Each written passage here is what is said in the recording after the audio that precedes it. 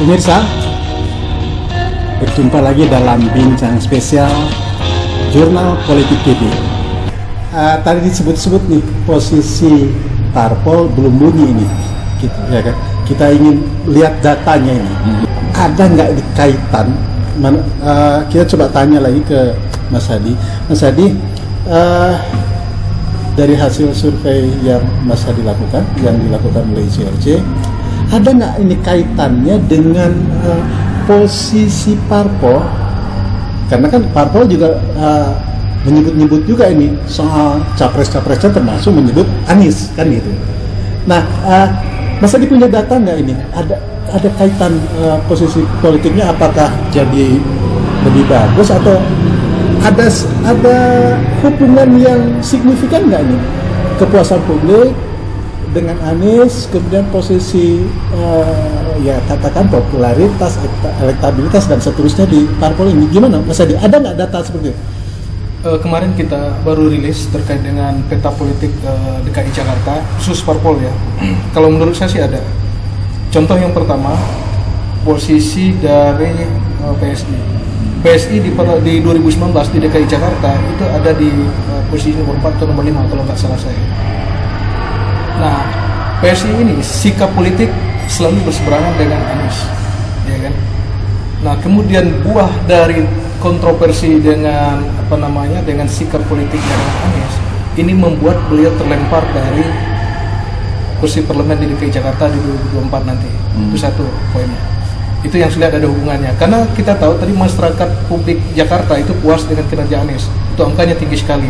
Sedangkan PSI itu mencoba untuk melakukan narasi-narasi politik menggunakan diksi-diksi yang selalu bertentangan dengan publik dengan menyudutkan program kerja Anies dan sebagainya, dan itu berdampak kepada elektoral partainya. Itu satu. Kemudian elektoral PSI setelah menggempur Anies itu ada kalau saya kemarin kalau nggak salah itu peringkat 9 atau 10. Yang jelas salah satu partai yang kemungkinan besar tidak lolos parlemen DKI Jakarta itu salah satu PSI. Nah, yang kedua itu Gerindra pada pemilu 2019 itu ada di posisi nomor 2. Nah, sedangkan di 2024 nanti berpotensi untuk turun suaranya. Kenapa? Karena tidak terlepas dari pemilihnya Anies, karena irisan pemilih Anies dengan pemilihnya Gerindra ini kan hampir sama, ya kan? Nah, setelah Prabowo masuk ke kabinet Jokowi, itu otomatis Prabowo banyak ditinggalkan oleh pemilih-pemilih loyalisnya, ya kan? Nah, kemudian pemilih loyalis Anies di DKI Jakarta itu rata-rata pilihan mayoritas ke Anies, ya kan? Nah, ini yang membuat suara Gerindra itu turun. Kemudian yang ketiga itu Demokrat dulu posisinya masih di bawah. Dengan situasi politik hari ini yang notabene masyarakat itu tahu bahwa Anies ini pasangannya AHY, ya kan? Itu yang ada di benak masyarakat hari ini, yang berpotensi pasangan Anies AHY itu jadi. Maka oleh karena itu dukungan terhadap Demokrat ini juga menguat di DKI Jakarta, ya kan? Nah, itu yang ketiga. Kemudian yang keempat, yang menarik ini ada Nasdem, PAN dan P3. Kemudian saya mau bicara Nasdem dulu. Nah, Nasdem ini partai politik yang notabene hari ini yang menyodorkan nama Anies sebagai capres. Kita bandingkan dengan PKS dan Demokrat. PKS salah satu yang mengusung Anies juga. Demokrat, PKS suaranya naik, ya kan? Tetapi Nasdem yang mengusung Anies itu suaranya turun. Sehingga muncullah berbagai framing yang menyatakan bahwa Anies dukung Nasdem dukung Anies, itu membuat suara Nasdem turun. Tapi saya punya hasil yang berbeda dari pembacaan data itu. Nah, kalau saya lihat bukan karena Nasdem dukung Anies kemudian suara Nasdem turun. Kalau saya lebih melihat ketidaktegasan Nasdem dalam menentukan sikap politik dengan menyodorkan 3 nama. Karena harapan dari Nasdem itu mengambil kolom suara nasionalis pendukung Ganjar. Makanya dia masukkan nama Anies, Ganjar, dan Andika. Nah, kemudian berharap efek elektoral dari Ganjar. Kita tahu bahwa Ganjar ini adalah kader PDI Perjuangan. Sulit bagi pemilih-pemilih nasionalis lainnya untuk mengalihkan dukungannya ke partai yang lain selain PDI Perjuangan. Maka oleh karena itu, dari data kita lihat, PDI Perjuangan di DKI Jakarta masih teratas, bersaing ketat dengan yang namanya PKS, ya kan? Nah itu yang membuktikan bahwa efek elektoral Nasdem untuk menggandeng yang namanya Ganjar itu tidak dapat. Justru kesalahan apabila Nasdem yang notabene Anies merupakan salah satu deklarator Nasdem, ormas Nasdem, harusnya Nasdem itu bisa mengambil efek elektoral itu dan juga mengambil pemilih-pemilih nasionalis lainnya yang tidak puas dengan PSI, yang tidak puas dengan Gerindra, harusnya Nasdem bisa ambil kolom-kolom suara itu.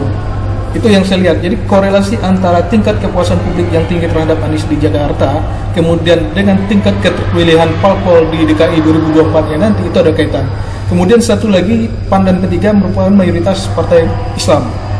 Nah, dari data survei kita, sikap politik P3 dan PAN, terutama PAN itu 80% lebih, mayoritas pemilih di bawah itu adalah dukung Anies di DKI Jakarta. Kalau toh nanti dukungan PAN itu bukan ke Anies, tidak menutup kemungkinan yang 80% itu akan lari, ya kan? Kemudian juga P3 itu 60% lebih itu pendukung P3 itu adalah pendukung Anies. Kalau sikap politiknya nanti itu berseberangan dan mendukung capres lain, yang 60% ini juga bisa hilang. Otomatis saya katakan, jadi ada 4 partai politik yang kemungkinan besar untuk tidak lolos parlemen DKI Jakarta, itu ada PSI, kemudian P3, kemudian PAN dan Nasdem. 3 ini masih berpotensi, tergantung sikap politiknya seperti apa. Saya kira demikian.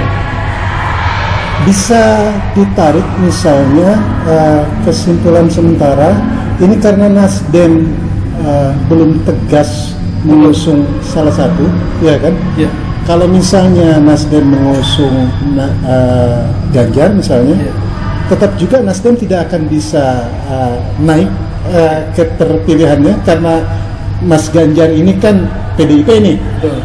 pendukungnya agak sangat tidak mungkin untuk berpindah ke Nasdem misalnya, gitu, ya kan gitu.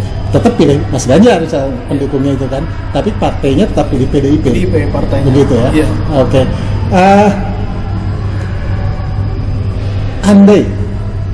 Andai Nasdem mengusung atau menegaskan satu nama, Anies misalnya, apakah ini akan signifikan dengan tingkat kepuasan yang 76% warga DKI itu kan puas dengan Anies gitu? Kecipratan nggak ini Nasdem? Kalau dilihat dari irisan suara-suara pemilih dengan angka tingkat kepuasan publik yang tinggi terhadap Anies, kemudian angka swing voter atau undecided voter dari pemilih partai politik masih tinggi, yaitu di angka 52%. Artinya 52% itu masih bisa direbut oleh semua partai politik untuk bersaing. Nah, harusnya dengan kondisi seperti ini, itu modal bagi Nasdem untuk bisa mengambil kolom-kolom suara nasionalis tadi yang tidak puas dengan yang pendukung Anies, yang nasionalis itu bisa diambil. Yang sebelumnya mereka dukung Gerindra, kemudian ya dukung partai-partai yang lain, kemudian pilihan politik nanti harapannya itu kan bisa diambil masuk ke Nasdem. Tetapi seberapa besar angka itu kan kita tidak tahu, kan harus diuji lagi. Misalkan nanti Nasdem putuskan capresnya siapa, salah satu misalkan Anies atau Ganjar. Nah setelah itu nanti coba diuji dengan riset lagi secara nasional. Kalau ini kan DKI, ya. Nanti kita coba uji dan riset secara nasional, ada nggak pengaruh? Kalau menurut saya pengalaman Nasdem selama ini, dia selalu mengusung calon-calon kepala daerah, terutama kepala daerah itu adalah kepala daerah terbaik. Misalkan Ridwan Kamil, yang pertama kali mendeklar Ridwan Kamil sebagai calon gubernur Jawa Barat itu adalah Nasdem. Nah, kenapa presiden tidak dilakukan halnya sama untuk mendeklar salah satu capres yang tidak punya irisan dengan partai lain? Seharusnya Nasdem bisa mengambil efek elektoral dari itu. Oke, Mas Adi, kita ingin dengar juga nih. Ini kan analisis data yang faktual yang didapat ICRC ya, lembaganya Mas Adi. Bang TB setuju nggak dengan analisis data yang disampaikan? Enggak, saya kira ini menarik ya. Ini saya ingin menyambung.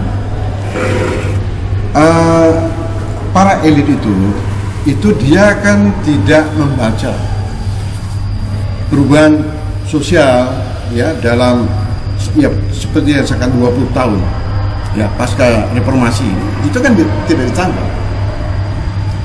Jadi tidak terhubungkan apa yang menjadi arah atau kebijakan elit atau pengendali partai politik ya dengan apa yang menjadi aspirasi atau harapan publik. Nah, saya setuju, dugaan saya, Mas Hadi, suara yang ingin menginginkan perubahan di Republik ini, ya, itu sekitar 52. Itu kan hasil dugaan saya itu sampai 60%. Yang ingin terjadi perubahan. Ingin terjadi perubahan. Nah, tadi disebutkan simulasi Demokrat, PKS, kemudian Gerindra. Ini kalau kita lihat kan PKS itu kan dia pernah naik dulu. Ketika terjadi korupsi, suaranya turun. Demikian juga PAN. Artinya pemilih PAN, pemilih PKS itu adalah betul kelompok Muslim, tapi kelompok Muslim yang rasional. Nah, ini nggak dibaca gitu. Nah, PKS saya kira dia membaca itu, ya, makanya dia pilihannya itu kepada Anies. Kemudian kita lihat apa yang dialami oleh P3. P3 itu kan kehilangan apa? Identitasnya.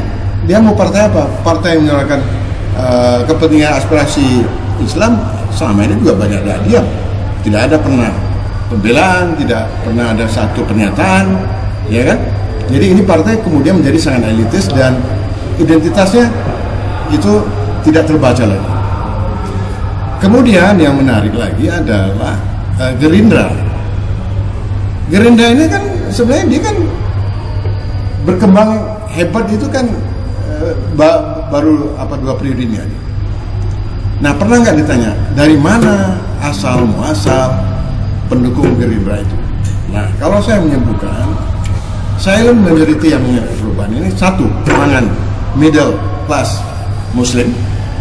Itu tadi yang saya katakan tadi, ya, ciri-cirinya itu adalah pemilih rasional, juga sebagian di kalangan nasionalis yang cair. Nah, kita melihat bisa waktu Pilpres kemarin, mengapa Gerindra itu mendapat 50 satu versi ya, atau ini kan sebenarnya kan tidak jauh beda dikit, tetapi kan kita bisa membaca di balik itu sebenarnya bisa saja angka Prabowo itu bisa lebih, tadi sudah digambarkan itu. Nah, kemudian jangan lupa juga yang terjadi di Demokrat. Demokrat ini kan luar biasa. Ketika SBY memimpin Demokrat itu apa? Bukan hanya sosok SBY, tapi orang publik itu ada perubahan. Walaupun kemudian angka SBY itu turun lagi karena ada kenaikan BBM, karena apa? Karena korupsi dan yang seterusnya. Nah, jadi 52% inilah silent majority yang menghendaki perubahan. Jadi kalau partai-partai itu tidak membaca signal ini, termasuk di dalam pencalonan calon presiden, nah tadi bagus. Saya kira saya setuju. Kehebatan Nasdem itu, dia kan selalu melakukan survei. Tokoh-tokoh yang jago itu memang yang didambakan publik. Nah, mengapa kemudian, ya kan, di saat Pilpres, ya kan, dia seperti gamang. Sebenarnya dia mestinya ya lebih maju lagi sehingga dia sebagai lokomotif perubahan sebagaimana yang didukungkan oleh Ormas ketika didirikan dulu kan begitu, restorasi. Nah, sekarang pertanyaan, apakah restorasi itu masih ada? Ya, nah, kalau dia tidak konsisten maka restorasi itu hanya tinggal nama. Nah, jadi semangat restorasi Nasdem ini bisa sejalan nggak dengan mengusung Anies? Loh, sekarang ini justru diuji. Kan sebenarnya kan mudah. Oke, semangat restorasi itu Anda mau titikkan kepada siapa? Ganjar, ya, apa Menteri Erick Thohir, apa pada Anies atau pada siapa? Ya kan? Itu kan sangat mudah di konvert. Nah, jangan lupa saya katakan, silent majority itu, ya, pilihan-pilihan politik adalah pilihan rasional. Nah, oleh karena itu, kalau lembaga-lembaga jujur, tidak mungkin dia bertolak belakang. Termasuk PSI tadi itu menarik. Betul, pendukung PSI ada anak-anak milenial, tapi jangan lupa loh, anak-anak milenial pemilih-pemilih cerdas loh. Mengapa mereka memilih PSI? Itu kan juga ingin ada perubahan, ya, baik dari segi sosok model-model kepartaian, ya, dianggap ini suara, tetapi kenyataannya itu kan melawan pikiran-pikiran waras, melawan akal sehat itu, ya. Nah, itu kemudian dia terjerembab. Nah, pada akhirnya ini kan terjawab. Apakah partai itu didesain mewakili aspirasi atau partai itu sebagai alat kekuasaan kepentingan elit. Nah, jadi ini akan terlihat, ya, akan terlihat. Itu nanti kita bisa jelaskan. Saya kira itu. Pemirsa, demikian bincang-bincang spesial kita. Nantikan bincang spesial lainnya menyangkut perpolitikan nasional. Saya Adi Priyono mengucapkan terima kasih atas perhatian Anda. Sampai jumpa pada bincang spesial Jurnal Politik TV. Assalamualaikum warahmatullahi wabarakatuh.